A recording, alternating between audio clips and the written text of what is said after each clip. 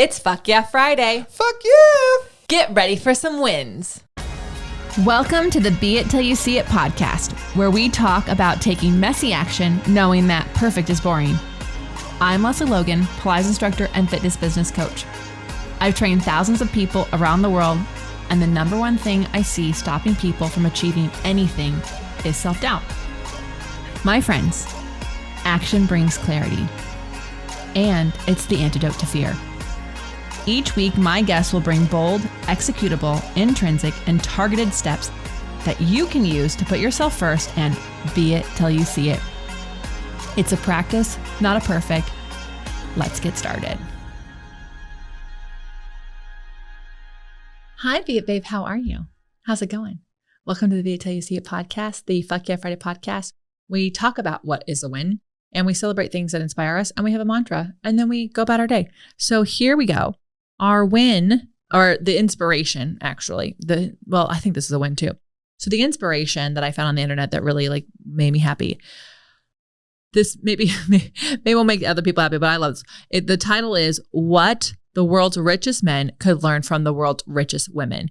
And this is from Reshma's Instagram account, and Reshma had the bike face talk, I'm pretty sure, and I really love her. So instead of fixating on power, living forever, and winning the space race, Melinda French Gates, Lorraine Powell Jobs, and Wojcicki, and Mackenzie Scott are quietly trying to make the world a better place. So this goes on and talks about all the different things that these women are doing. But I just think these ladies, I know I butchered one of the last names. These are our 5 richest women in the world. And they are doing epic things with the money that they have. And they're not doing anything to tear people down, to tear down a group of people. They're actually using their money for good. And so I truly, truly love that.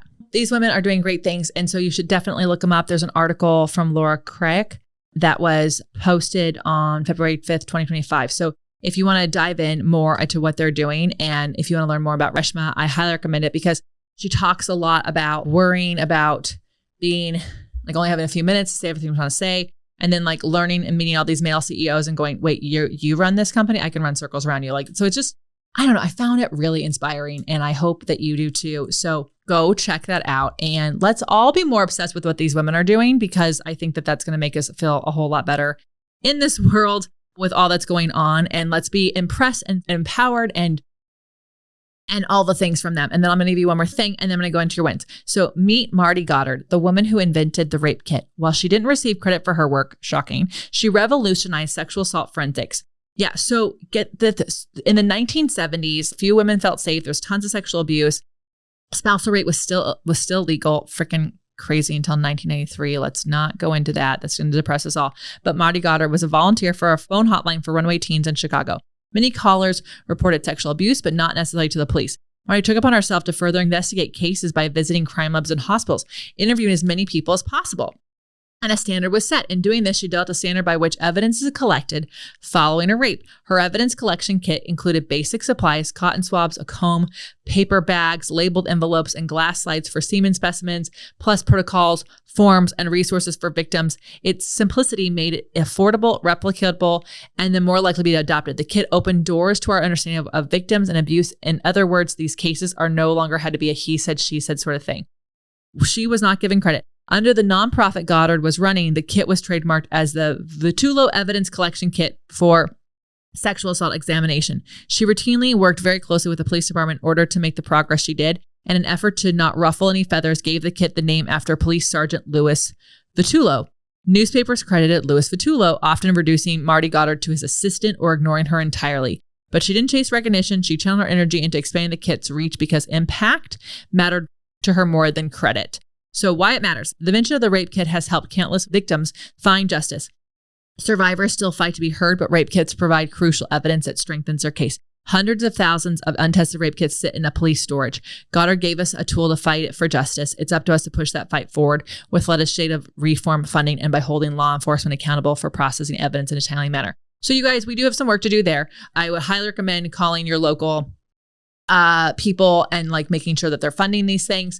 But I just thought, how cool is this person? She was more She was more obsessed with getting people to adopt this kit and use it so victims could actually get help. So it wouldn't be a he said, she said. And now she's getting the recognition that she deserves. Very, very cool. Okay, let's go into one of yours. So this is from Tami-Adrian George. And she said, a podcast about pickleball reached out to me to be my guest with my topic, Pilates for Players.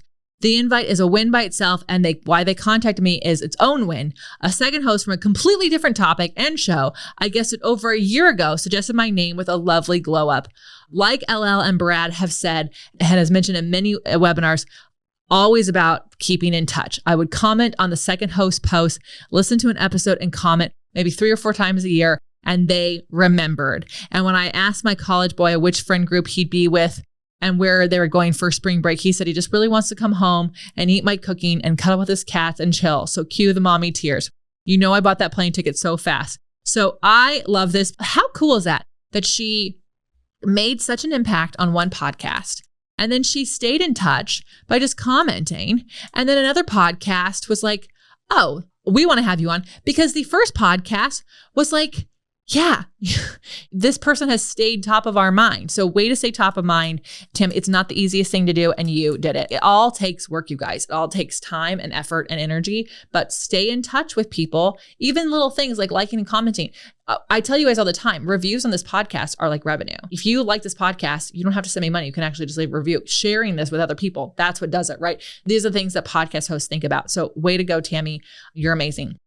Okay, so something I wanted to share that's like really exciting is I had this goal. So last summer, I heard about this book called Buy Back Your Time, and Stan Martell's book. And it's not something I was like opposed to, like, oh, we always hire, so it's not like a thing that we don't do. But he had a chapter about the inbox, about an email inbox. And between my email inbox and all the Slacks that I'm in and the communities that I'm in, like I can't get to everything every day. And then I would get into my inbox, or I'd use my inbox to procrastinate, and it would derail the day because there'd inevitably be something in there that was time consuming. And so what his book suggested is that your assistant goes through your inbox and like organizes it. And then you only have to respond to the things you have to respond to. And then they can respond to things that they can respond to. I don't need to respond to someone that Tuesday at 1 p.m. is great for a meeting. My assistant can see that 1 p.m. is free. She can just book it for me, right? That's really cool. So anyways, I knew about this last summer, but I didn't have the time to implement it. There were so many things going on. So first of all, the first win is I did not force implementation of this during a time that we had too much going on, right? I set a goal that I wanted to implement this idea in Q1 of 2025. And guess what, you guys? Before mid-March, my assistant I read the chapter, she implemented it, and we came up with systems at work before the end of March. So here we are, middle of May, almost end of May. And I can tell you right now, I go into my inbox every day, and it can take under 15 minutes to respond to everything and then move on. And I don't feel like, oh my God, what's in there? What am I going to see? Oh, I'm going to get distracted by a pair of pants and procrastinate there. So anyways, that's my win. Really made me excited. So now it's time for your mantra. Here we go. While the world praises big moves, I applaud the little acts of magic that can make it happen. So while the world praises big moves, I applaud the little acts of magic that make change happen. You are a badass. Thank you so much for listening. Until next time, be it till you see it. That's all I got for this episode of the Be It Till You See It podcast. One thing that would help both myself and future listeners is for you to rate the show and leave a review. And follow or subscribe for free wherever you listen to your podcast. Also, make sure to introduce yourself over at the Be It Pod on Instagram. I would love to know more about you.